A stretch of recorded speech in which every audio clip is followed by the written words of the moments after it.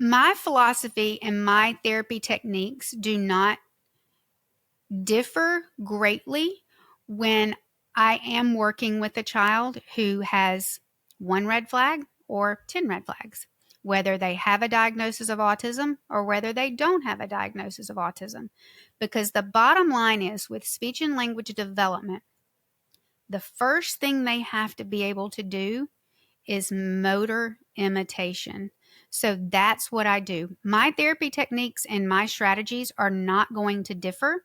The only thing that might change is the length of time, the type of activities. We're going to have to find things that are engaging and bring that child in and that they want to interact with. So if you've got a child who's not making eye contact, who is showing very low engagement when being spoken to by their parent, and who lacks basic play skills, functional play skills, and they're not playing appropriately, but they love trains, what are we going to use when we're developing that language, when we're trying to bring that child in? We're going to use trains because that's what they're interested in and that's what they love. So we're going to use those trains to go back to the very beginning, and we're going to teach motor imitation. I want you to do with the train what I'm doing with the train. We're going to hold the train up by our face when we call their name because they're probably going to look at the train, but they're also looking when they hear their name.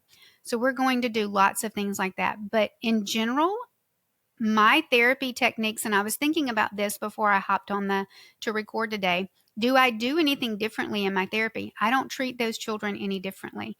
If I've got a child that I get it to that has just gotten a diagnosis of autism, I'm not going to treat that child any differently. I'm not going to do any different parent training and parent coaching with that child than I am with a typically developing child. The process that we move through may be different, but the bottom line is that child has to have the same basic prerequisite skills that other children have to have, whether they're on the spectrum or not. It may take them longer to learn those basic skills.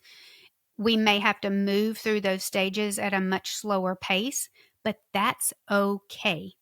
Because if we skip over any step before while we're moving through this language development, it's just going to make it more frustrating for the child and more frustrating for the family and the therapist as well.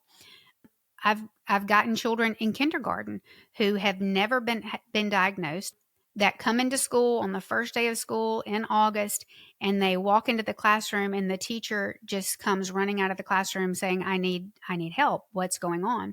And when I have started working with those children in the past, we have to start from the basics, going back to that motor imitation piece.